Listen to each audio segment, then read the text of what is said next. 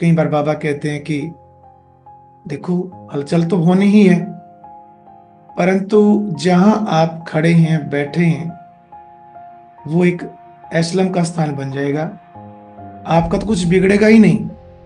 संसार की अन्य आत्माएं भी आपके पास बचाव के लिए आना चाहेंगे कि वहां देखो वहां सब सेफ है।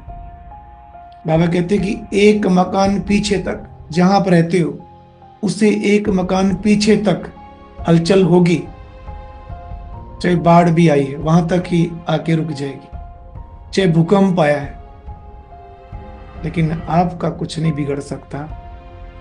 तो ये है बाबा की गारंटी। और कहते हैं यहीं से चेक कर लो सत्युग में आप कितने सेफ रहेंगे, अभी से आपको पता पड़ रहा है।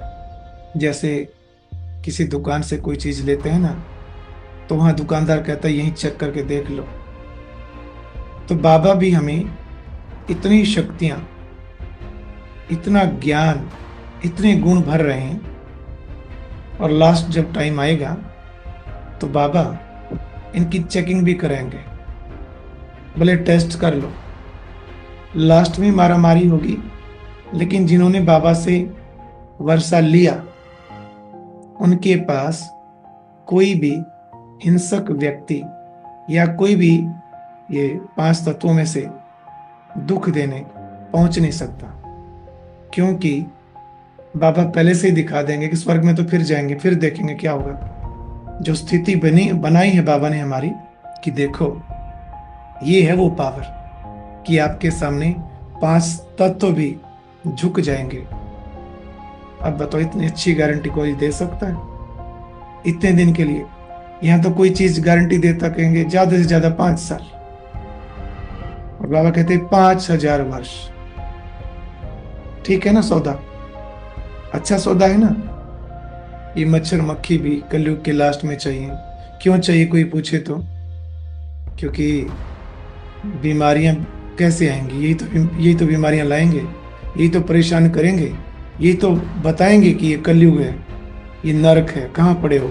यहाँ से भागना नहीं, क्या भगवान को याद करो। ये गर्मी यहाँ की ये याद दिलाती है, सर्दी यहाँ की बताती है कि यहाँ क्या कर रहे हो, स्वर्ग में नहीं जाना, यहाँ रहोगे तो हम ऐसे ही आपको तंग करेंगे। ये हमारा पुरुषार्थ कराते हैं, हमें स्मृति दिलाते हैं, कुछ करो कुछ करो, तीव्र पुरुषार्थी बनो, औरों को भी बचाओ इस नरक से, बहुत दुख है यहाँ।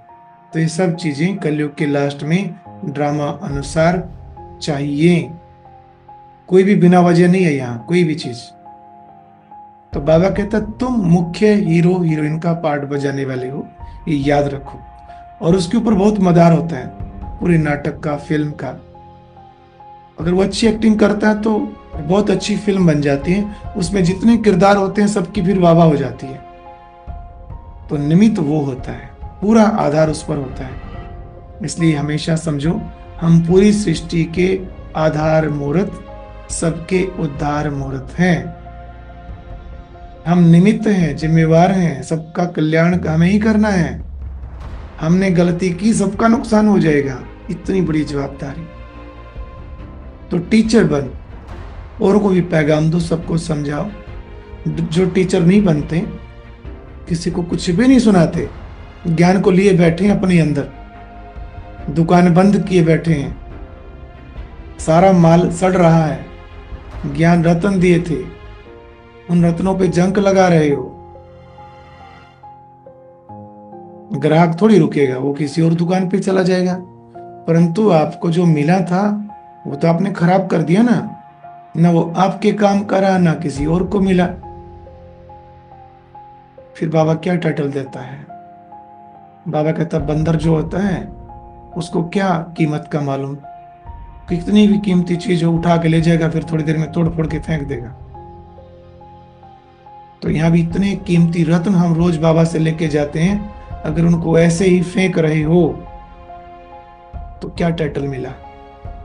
बनने आए थे मंदिर लायक और बने रह गए बंदर के बंदर। इसलिए बाबा कहता टीचर बनो, टीचर बनकर औरों को समझाओ।